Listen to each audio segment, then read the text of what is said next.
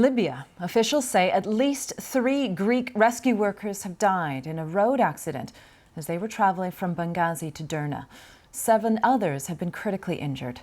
A week after catastrophic floods ravaged the city, rescue teams are still pulling out dead bodies from ruined buildings and the sea. Our correspondent Anna Foster reports.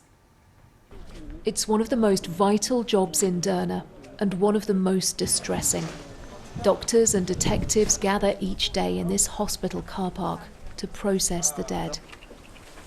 A black body bag is carefully unzipped. Expert hands gently probe, taking measurements or finding identifying marks. Many victims are now beyond recognition, but their DNA is taken and logged in case there are still families alive to find them. Many thousands are officially missing, like Mohammed's sister and her husband.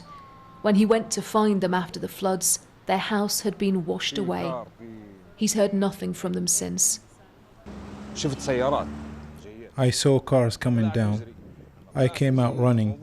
I thought that was it, that I'm going to die. Our neighbors, we could see them waving flashlights. In just a few moments, the light went out and they disappeared. That was the hardest thing. He showed me a video he took that night as the water gushed in. They ran up to the roof to escape the raging torrent. International aid is now arriving in Derna in earnest. Flights are carrying vital medical supplies from around the world. And although earth and debris have enveloped these streets, there are still points of light. This is such a stark contrast to the mud and dirt that covers so much of this city. Piles of colourful clothes brought here to be donated to people who really need them. This is Libyans helping Libyans in one of their worst moments of crisis. Praise be to God. Everything is good. They've sent lots of aid.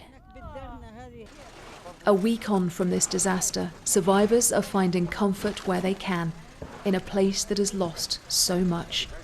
Anna Foster, BBC News, Derna. Well, let's cross live now to Beirut. We can speak to our Middle East correspondent, Lena Sinjav.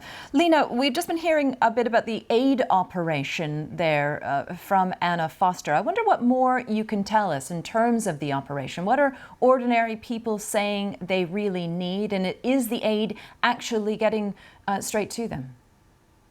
Well, you have to look at the scale of the situation there. It's like an earthquake aftermath in the city of Derna, and there is a lot of demand on the list. The priority is retrieving dead bodies, avoiding the spread of diseases. But of course, also you need shelter for at least 30,000 people. You need clean water, you need food for them. So the demand is very, very long, and lots of international countries and international organizations and regional ones have stepped in and arrived actually either in Derna or in the city of Benghazi, but the demand is very high.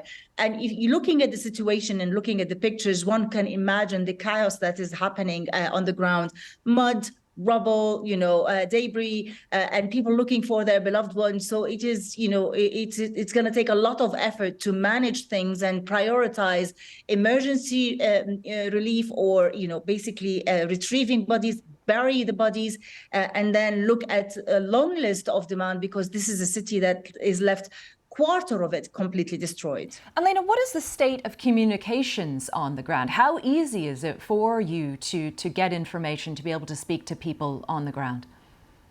Well, it's on and off because of the bad communication material, whether it is the internet or the phones. But we're constantly following up details. Our team is on the ground. We're following details with the UN so that we get up to date and try to cover as much as possible, in the best way possible. This tragedy has really shone a spotlight on the state of governance or lack of governance in Libya. Do you think, even though it's led to more attention to what's going on, do you think it will lead to any long-term change now that the global community is paying more attention?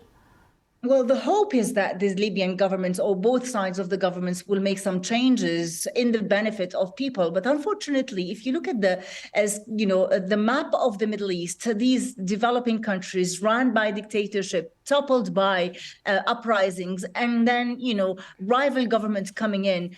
The last on their list is people's demand. Although when uprisings began in this part of the world, it was like the people demand. That was their slogans: people demand.